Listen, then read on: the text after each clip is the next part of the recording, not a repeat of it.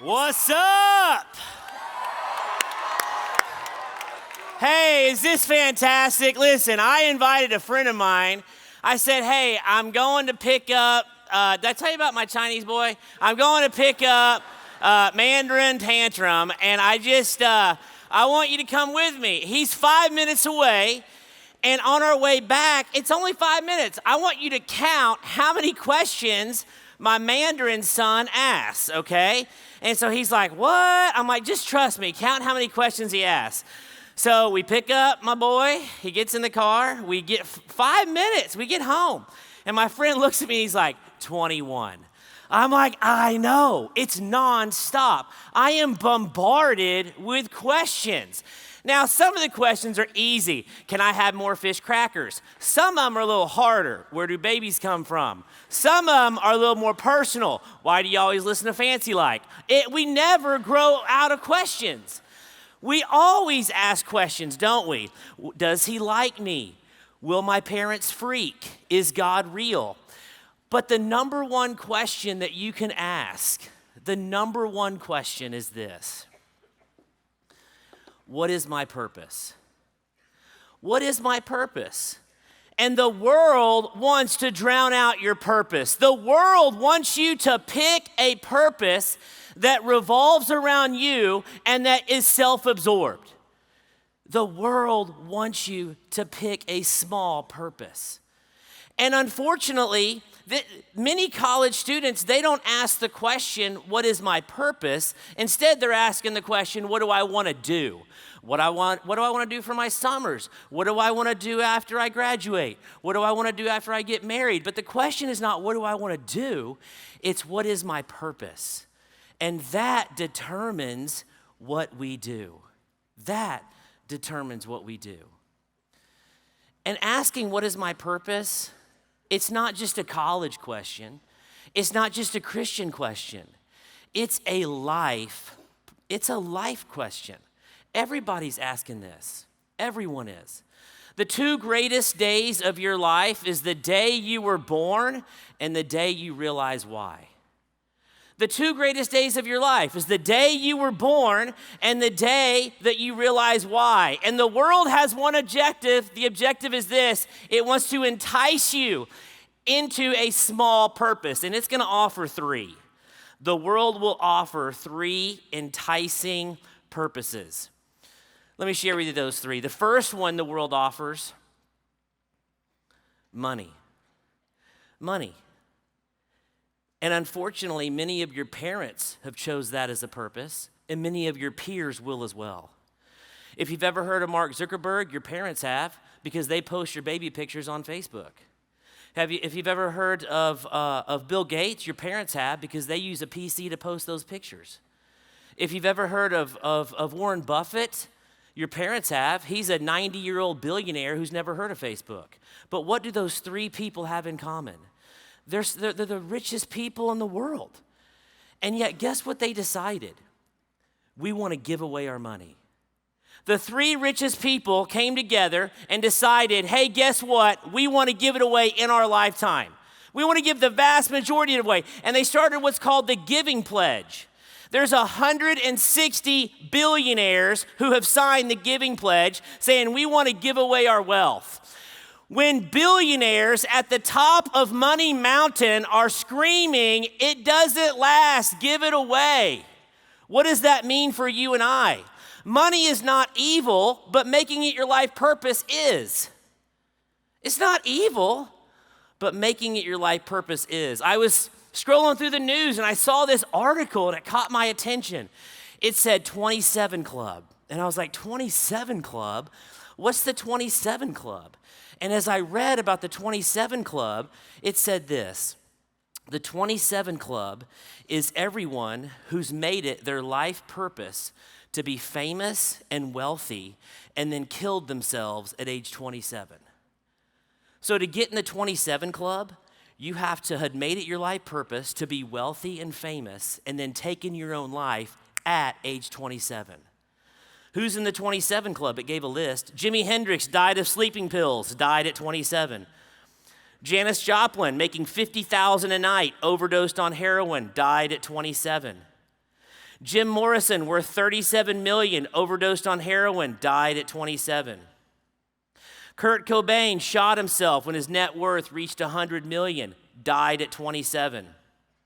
Amy Winehouse won 5 Grammys in a single night. 2 years later, died at 27. There's 75 people in the 27 club. There's 75 people. It's like they lived for money and they end up empty. Robin Williams killed himself when he had 100 million in the bank. Kate Spade killed herself when she had 200 million in the bank. Where I'm sitting right now, it's like, wow, money would be incredible to live for, but I have to trust those who've gone before me and who've tried it and have failed. I remember I saw the U-Haul pull into our neighbor's house. We got across the street, we got new neighbors, and I ran over to meet them because that's just kind of who I am. And it's Larry and Gigi. And as soon as I get there, he's like, "Can you help me move the treadmill?" Yes, and so I was like, "Woman, where are you, wife?" No. And so me and my wife, we moved the treadmill, and I began to ask him about spiritual things. I said, "Larry, we go to church. Are you looking for a church? Are you spiritual at all?" And he's like, "I am not spiritual. No, thanks, Todd." They're in their early 70s, and he's like, "I'm not interested." And we would meet at the mailbox and kind of have our moments, and I wouldn't let up. I'd be like, "Larry, come to church with me." He's like, "No." I'm like, "Larry, come to a no." And so finally, I'm like, "Larry, you're no spring chicken. Okay, you need to get eternity figured out because you're going to be there quicker than me, okay? I mean, no offense, but you're graying, okay?"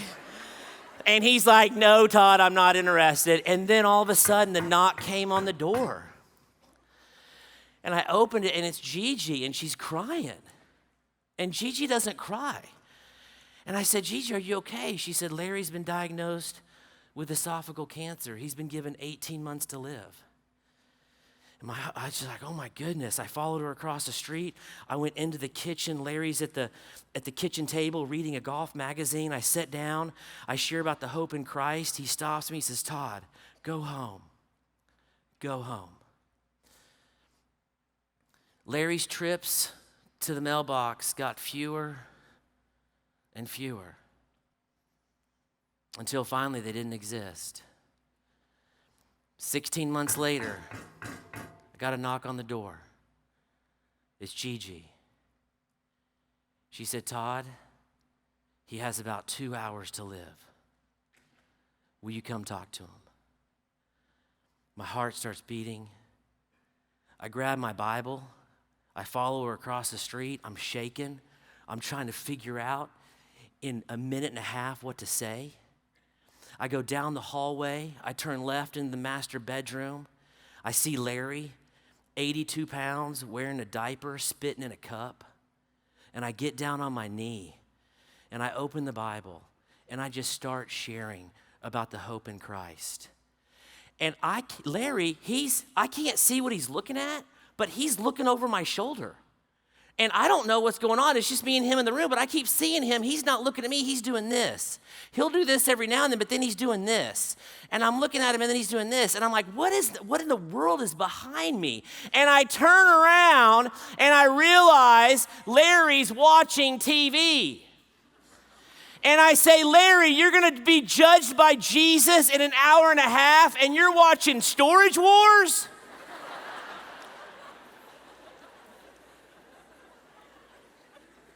And he says, "Just leave. Just leave." I walk down the hall. This way I'm a little bit more cognizant on like what I'm seeing. I walk down the hall and I pass an amp, and I pass an electric guitar, and I pass a keyboard, and I notice that they all have price tags. And I go say goodbye to Gigi, and I hug her, and I say, "Gigi, hey, real quick question. Why does everything in the hallway have price tags?" And she said, "Oh, Todd, Larry itemized everything we own so that after he dies, I can sell it for maximum value." And I thought, wow, as I walked across the street, he itemized everything except his life. Nothing money can buy will last forever, but you do. That's why money never satisfies. The world invites us to choose money. The second thing the world offers, relationships. Relationships. The average person spends 2.5 hours a day on Instagram because they think, man, if I can be liked and loved, I'll have a purpose. But guess what? It won't happen. It won't happen. People think a status will help them. If I just get married, I'll matter. But someone gets divorced in America every 13 seconds. Every 13 seconds, someone gets divorced. When a friend of mine asked me to officiate his wedding, and in order to officiate a wedding in a new state, I had to go to the county courthouse. And so I go into Fayetteville, Arkansas. I go into the Washington County Courthouse.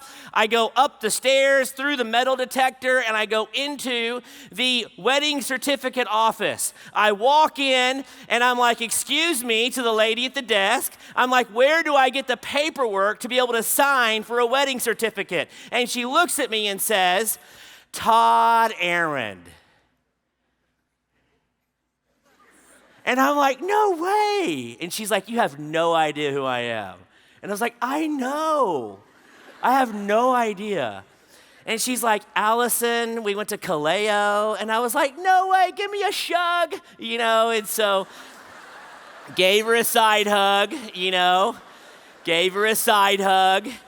And so after the shug, I looked at her and I was like, Allison, you have like the greatest job in the world. Couples come in here giddy and excited and flirty with each other, and they get their marriage license from you. And you get to hand them this.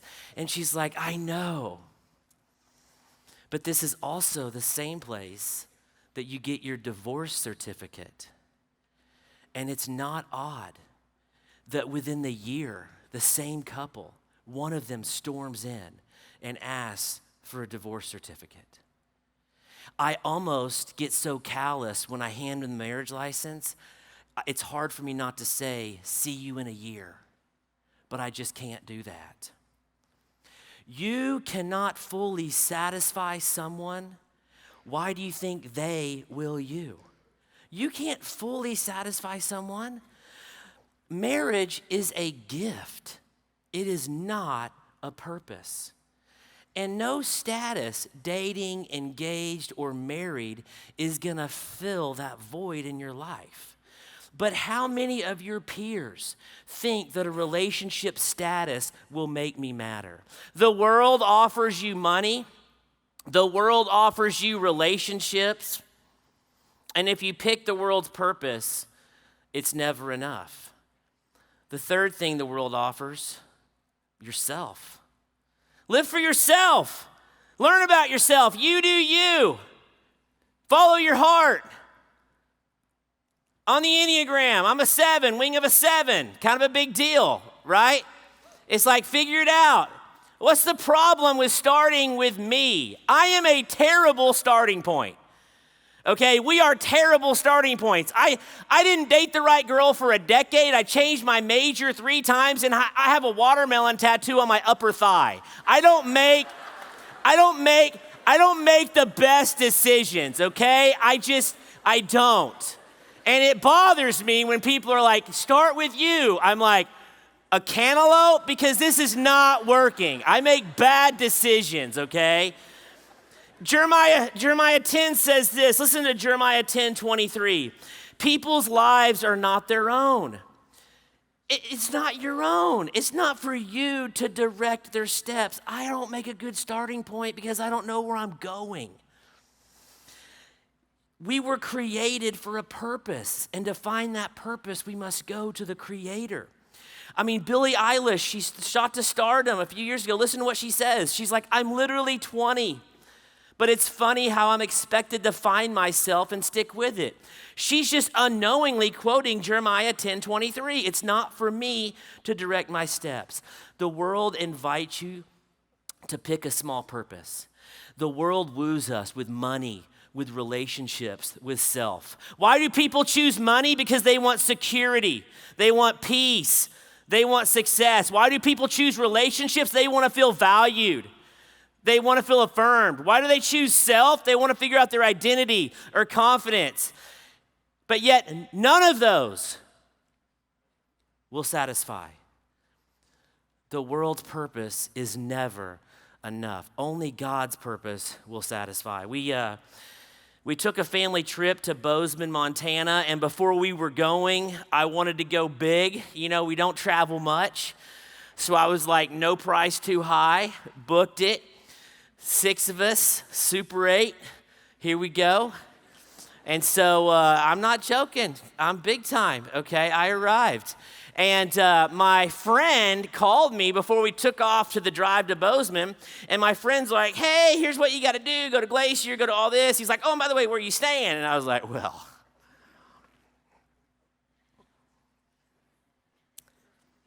I mean, Super 8. And he's like, you don't want to stay at the Super 8. And I'm like, why not? Is there cigarettes in the pool? Like, what could be so bad? He's like, you don't want to stay at the Super 8. You want to stay at the Montana Inn. And I'm like, I hung up the phone. I'm like, babe, skis, he wants me to stay at the Montana Inn. I already got our points. I already secured the credit card. I just, I already told Super 8 I want to be a man of my word. And like, my wife's like, you should trust him. Let's stay at the Montana Inn. And so I am so glad I did. I pull into Bozeman. I pull into the Montana Inn. And not only am I greeted by a warm cookie, all 7 of my family members get a warm cookie. And in front of in the lobby is a 7-foot stuffed grizzly. I mean, we're taking selfies before I check in. There's mounted elk. It's Bass Pro Shop on crack, okay? There's mounted elk, there's moose. I mean, there's 3 koi ponds you can put the coin in. Can you even picture it? And you get the koi food and you throw it in. There's 5 hot tubs. There's 5 hot tubs. I mean, I said, kids, gather around. They all gathered around. I leaned down. I said, kids, if you don't remember anything else Dad says for the rest of my life, remember this. Super 8 sucks. It's one thing to miss an incredible weekend at a hotel, but most people miss a life purpose. It's one thing to miss a weekend at a hotel, but most people choose a life purpose that won't satisfy. The world's purpose won't satisfy. Only God's purpose does. And so what is God's purpose? He tells us. Jesus, throughout the narrative of Matthew, Mark, Luke, and John, he's building this crescendo in Matthew 28 where he drops our purpose. Here's what he says. He says this in Matthew 28. Then Jesus came and said to them, all authority in heaven and on earth has been given to me. Therefore, go and make disciples of all nations, baptizing them in the name of the Father, the Son, and the Holy Spirit, teaching them to obey all that I've commanded you. And I am with you always, even to the end of the age. In this last words of Christ said in Matthew, Mark, Luke, and John, the centerpiece of what he says is this. He looks out at his first followers and he says, here is your life purpose. Go and make disciples. Go and make disciples. He says, I have all authority. I am the creator. I am the sustainer in whom all things will return to me. The dead will rise and give account to me. And I am telling you to go and make disciples. Go and make disciples. It's interesting what he doesn't say. He doesn't say go and make Christians, even though that's a good thing. He doesn't say go and build church buildings, even though that's a good thing. He says this is going to every tribe, tongue, and nation, and to get it there, you have to go and make disciples. Go and make disciples. I live in Fayetteville, Arkansas. We have a big backyard, okay? We got a lot of kids. We have a big backyard. And they run around like crazy, and they're always digging.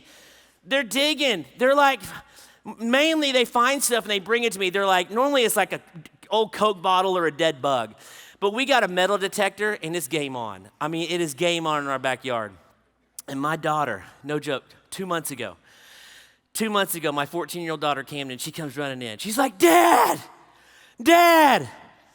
I found an ancient Indian arrowhead. And I'm like, you did? I did. I'm like, you did? I did. I'm like, you found? She's like, I gotta clean it. I can't even talk. She's shaking. She's so excited.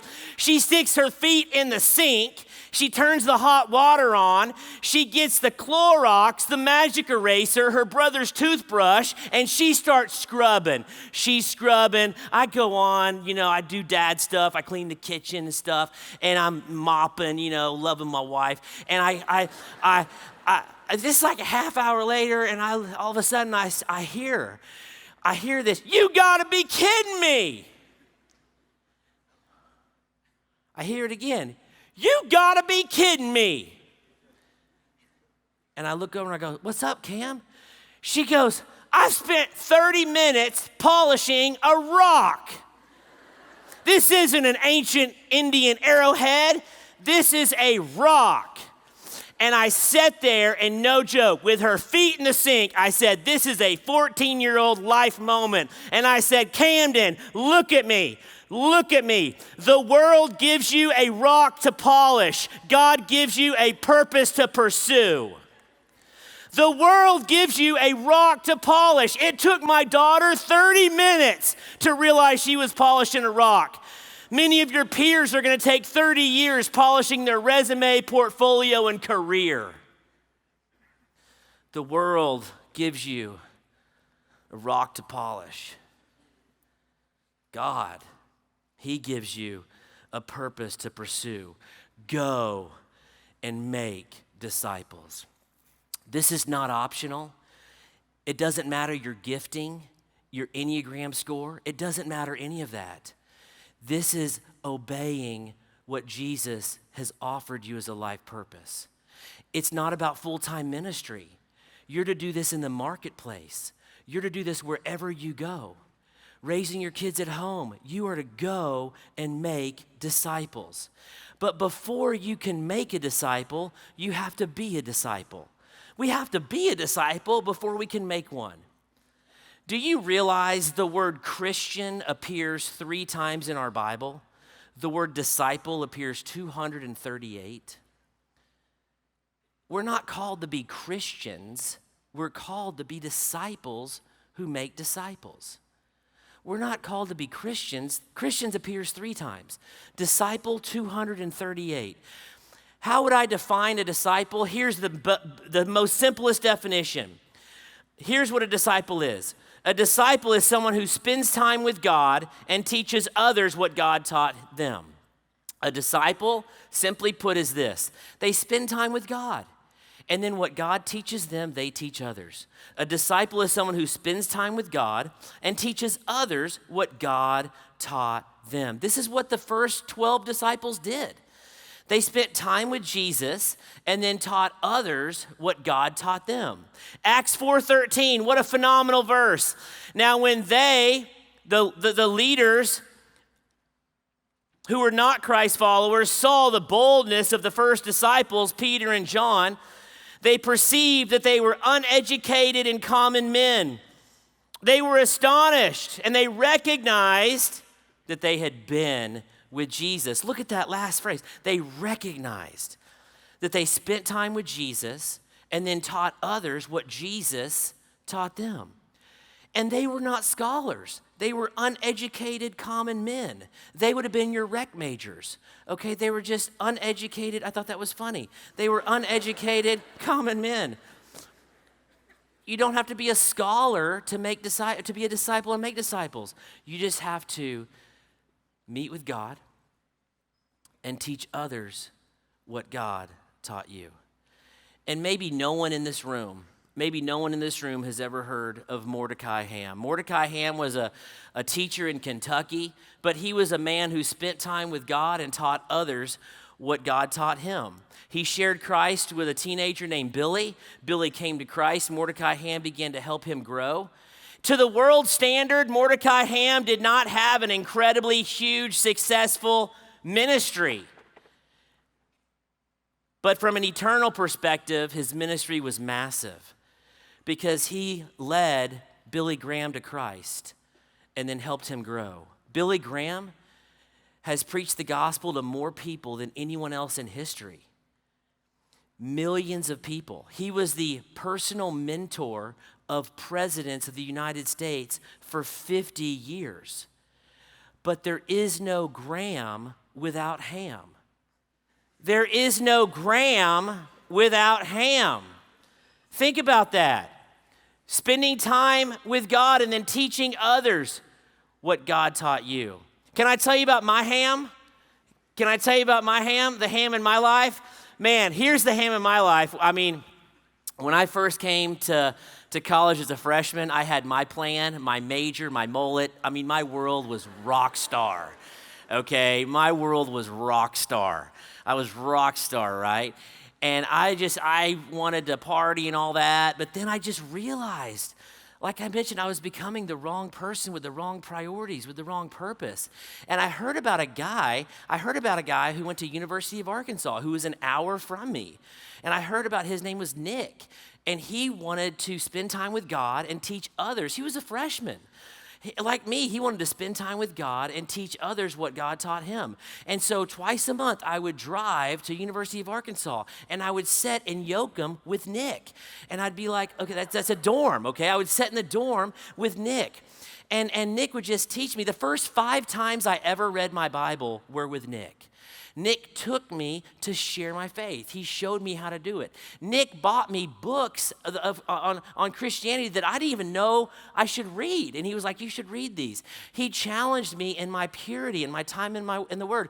He challenged me so much. Sometimes it was very difficult to hang out with this guy. Nick was different. Nick was someone who wanted to spend time with God and teach others what God taught him.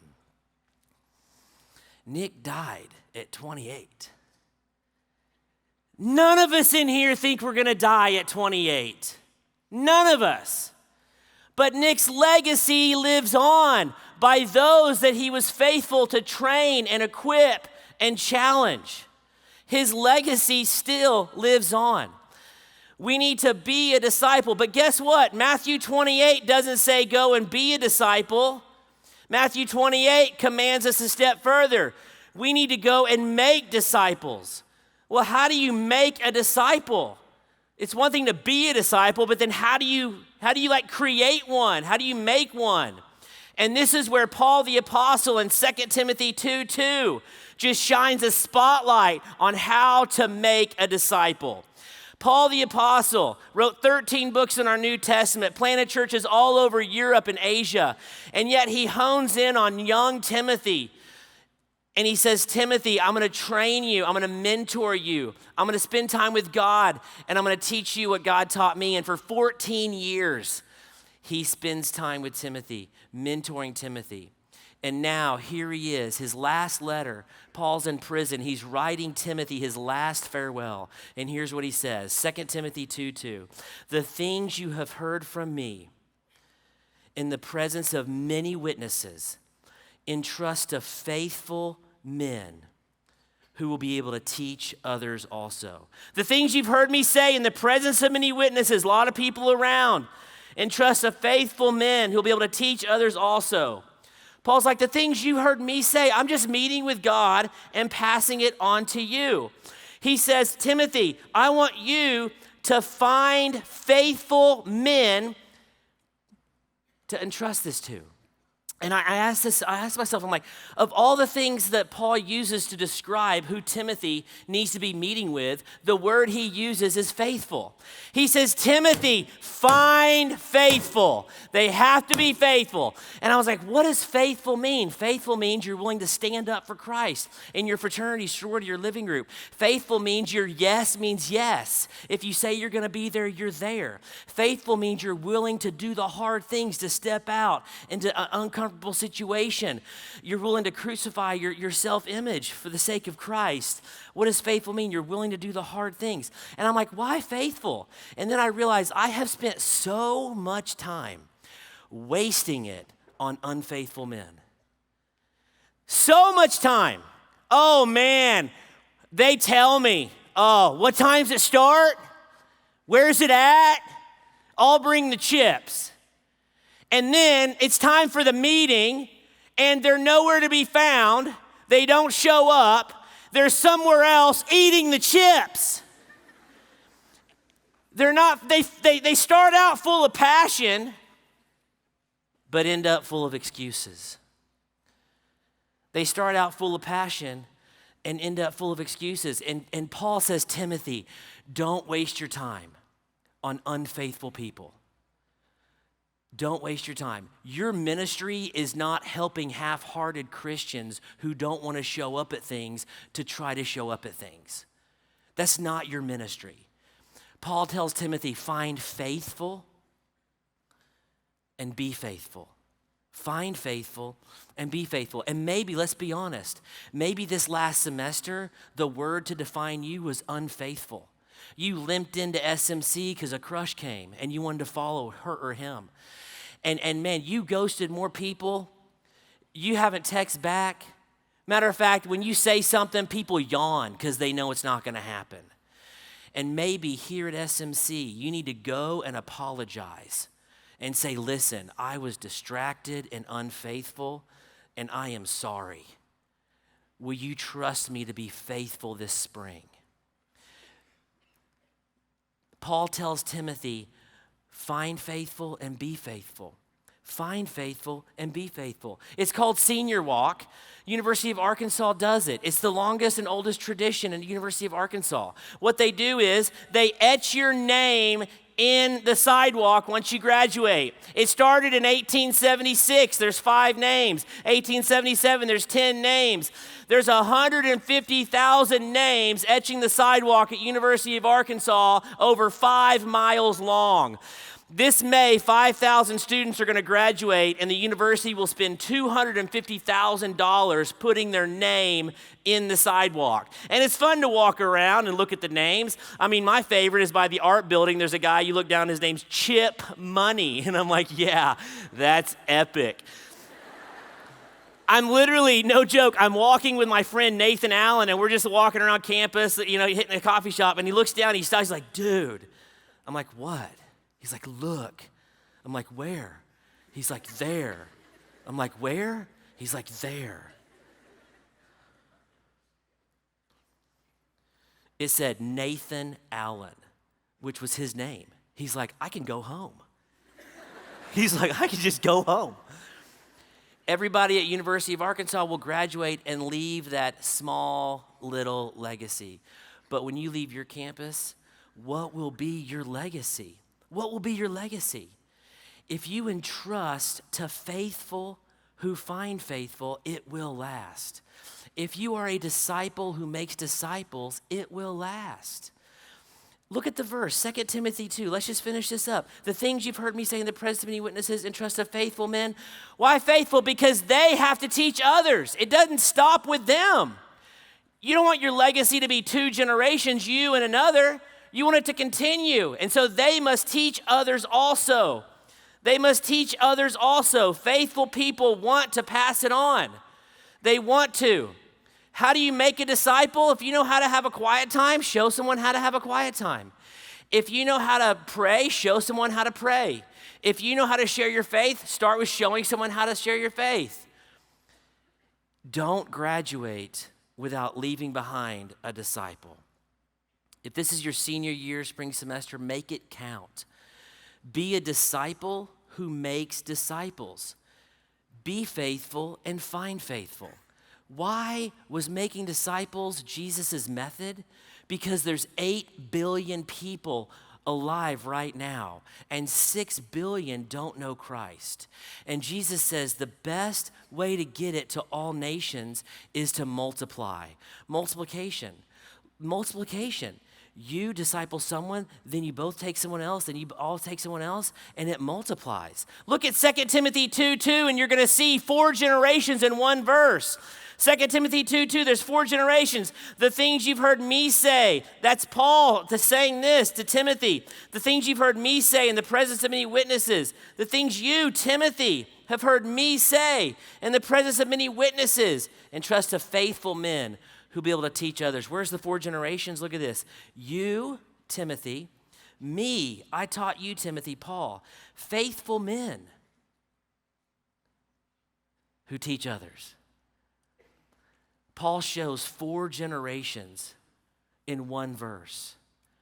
Before you graduate, you could look and see if you're faithful and find faithful and you want to make disciples, you'll have 4 generations before you leave campus. And this was the way Jesus did ministry. He loved the world. He helped many, but he trained a few. Think about this. Jesus loved the world. He helped many, but he trained 12. And after 180 years after he was crucified, the Roman Empire became Christian. Think about that. He loved the world. He helped many, but he trained a few. Anybody can count the seeds in an apple. There's 6. Anyone can count the seeds in an apple. But how many apples in a seed?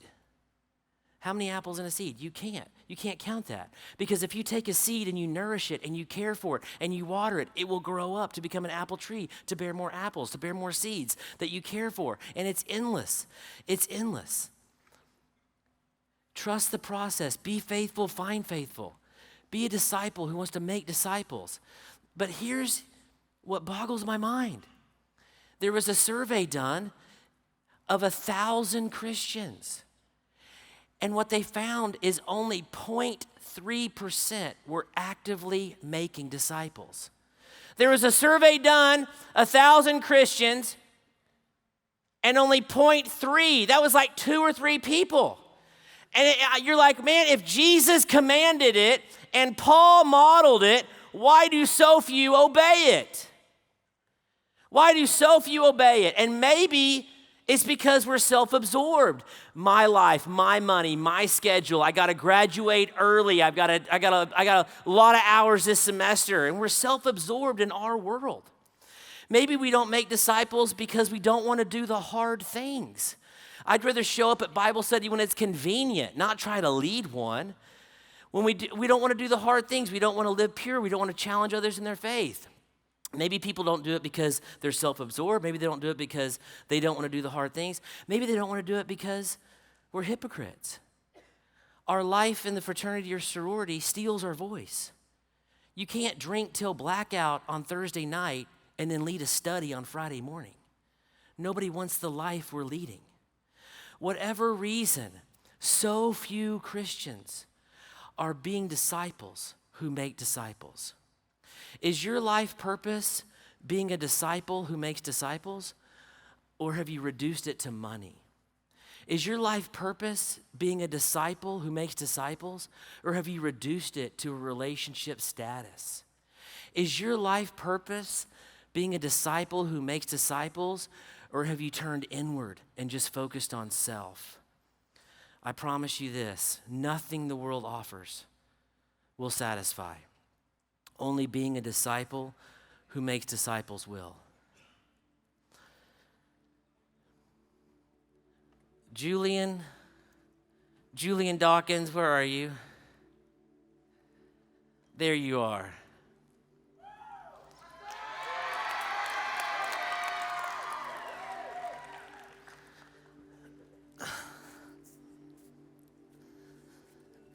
We got a lot in common, Julian.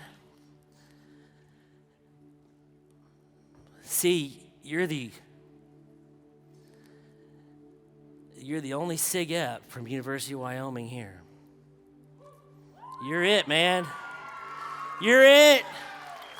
But Julian, I want to just look at me, son. I want to tell you right now that God can and will use your life in that Sig Ep house to leave a legacy. You know how I know that, Julian? Let me tell you how I know that. Julian. I know that because I know Daisy. I know the story of Daisy. Let me tell you about Daisy. Daisy came to the University of Arkansas. She was disillusioned with God. She wanted nothing to do with God. She didn't even believe he existed. But a girl named Kat Coyle believed in her and began to share the gospel with Daisy. Daisy was a KD. She was interested in her sorority and partying. But over 10 months of Kat sharing Christ with this KD, and Daisy becomes a Christ follower. Daisy becomes a Christ follower. And now Daisy's like, it's my turn. It's my turn. I just like Kat did with me, I got to find faithful and be faithful. And so in the KD house, she meets a girl named Anna. And Anna came in as a Christian, but Anna didn't have any tools. She didn't know how to study her Bible. She didn't know how to share her faith. She didn't know how to lead a Bible study. She needed help. And Daisy and Anna locked arms, and they were faithful. They wanted to be disciples who make disciples. They were faithful, and they wanted to find faithful. And Anna realized, just like Daisy did for her, Anna needs to turn and look at the KD house and who God wants her to help grow. She knew a girl named Parrish. Parrish was Miss Crazy. Miss Crazy. No one could imagine Parrish coming to Christ. But Anna did. And after a disillusioned breakup with Parrish's boyfriend, Parrish became very interested in the gospel. And Anna shared Christ. And last SMC, Parrish became a Christ follower.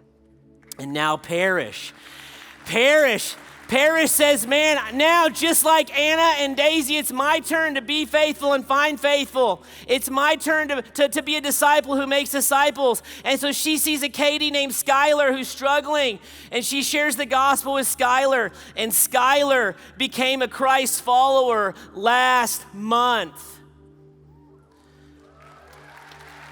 And you might think, man, wow, where's Daisy? Well, Daisy, she graduated. She got married. She moved to San Antonio. She's getting a job at a marketing firm where in the marketplace she will continue to make disciples. Julian, guess what? Daisy's legacy continues. It lives on. It lives on. Let me introduce you to Anna. Let me introduce you to Parrish. Let me introduce you to Skylar, and let me introduce you to the other KDs who came with these three.